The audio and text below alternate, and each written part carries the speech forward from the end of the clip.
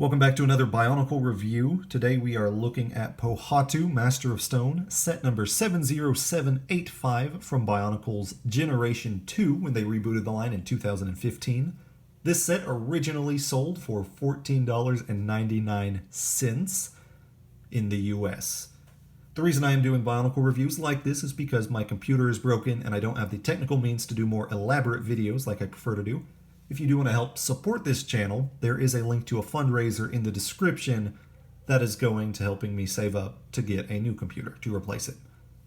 Now, unlike the previous video, I am shooting this one horizontally. I felt vertical was a little bit cramped, but this way does show off a little bit of the sides of the light box which aren't designed to be seen. So just let me know what you prefer in the comments down below, if vertical was the better one or if horizontal is the better one. Either way, I'm still new at this type of video, so I'm playing around with it some. But Bionicle Generation 2, at the time it released, was not one I was terribly interested in, due to a different factor of things. Mostly I felt like they were dumbing down the story a little bit more than I wanted to see. They were no longer Toa, they were just being called generic things like Master of Stone. The villagers were no longer called Matoran, they were just protectors. And it even went to stuff like the masks, which in the original line had unique abilities, but here they just get called the mask of whatever elemental ability. In this case, Pohatu wears the mask of stone instead of the mask of speed that they had in the first place. So at the time, it was not catering to what I wanted to see from Bionicle. However, recently it's begun to look very apparent that we may not be seeing any more from Bionicle for a while, if ever. There was a huge LEGO Ideas project for Bionicle to have a celebration minifigure scale set, just showing off some of their landscapes.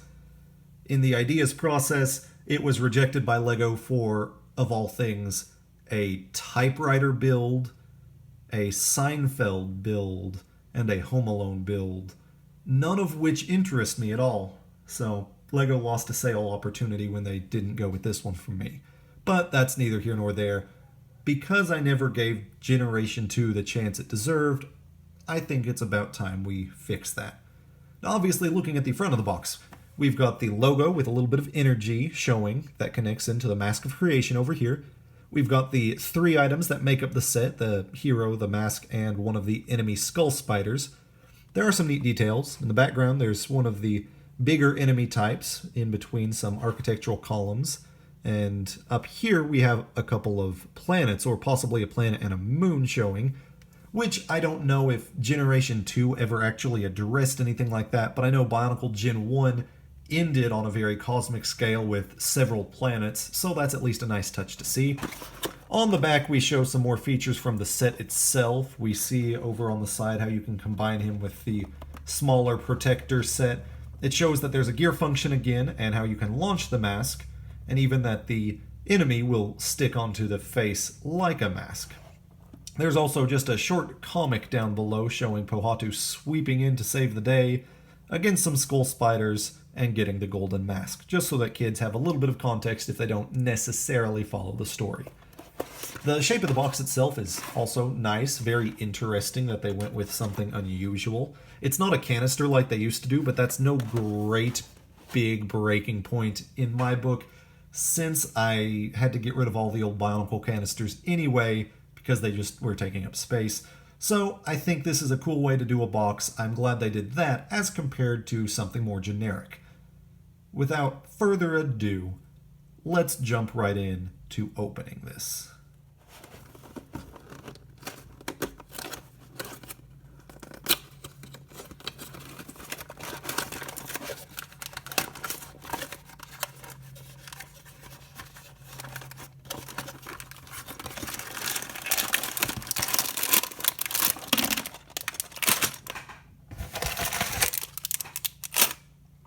And so here we have the completed set itself.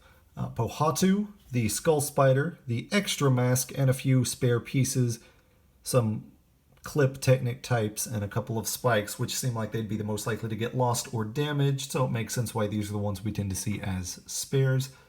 I'm going to start with the skull spider. Now here we have the skull spider, although I kind of think he looks more like a scorpion due to the stinger tail, the direction they had that going in, but that's neither here nor there. Now, he is also very mask-looking, and there's a reason for that. You can actually latch him onto Pohatu's face, similar to the original Bionicle line where there were enemies like Krana who could go on a character's face and take control. I'm assuming the Skull Spider could do the same thing. I'll go ahead and just show it in action. So here we have Pohatu without his mask, and as you can see, the Skull Spider very easily goes in place. And the legs can latch on so that it can't just be knocked off the way you can with the other masks, which I'll showcase in a moment.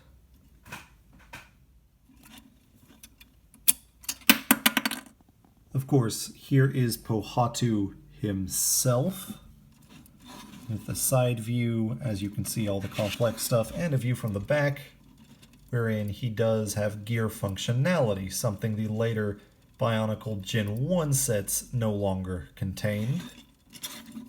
And here he is with the golden mask, which is a nice thing to have, but unfortunately does not match any of the rest of the figure because he primarily uses these silver, orange, or translucent lime pieces.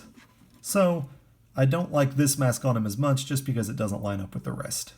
He also has this alternate stance where he stands on his swords, which are actually jet boomerangs, just called jetarangs, and he has a spare piece to serve as a small dagger when he's in this stance, which clips onto his back when it's not in use. And of course, for anyone who's interested in the instructions, I'll give you just a quick look at those. There is an extra panel on the comic from the back of the box in there, just where the small character pledges his allegiance into Pohatu. The instructions themselves are pretty straightforward. There's nothing too exciting other than just showcasing the other characters in the back. But actual thoughts on this set. I do like some things. There are some things I'm not too fond of. To start though, I really like the fact that Pohatu definitely looks a lot like his original version. This mask has a strong resemblance without being identical, so it still is its own unique feel. I do like the swords that he has as well, the boomerang look to them. Presumably he could throw them and they'd come back. It's just an interesting thing. The fact that you can flex that piece around to change how he's using it is a nice touch. And all in all, I think the orange that they went for in the brown color, it strikes a good balance between the orange and brown that later Bionicle sets kept bouncing back and forth between the final, frankly, the final half of its original run. The armor itself is asymmetrical, which I think gives it a good feel. You can tell there's some more strength and protection to the right arm than to the left arm, which is even represented in some of the color. And I think that's nice. But there are also some things that I'm not too fond of that I would like to quickly go over.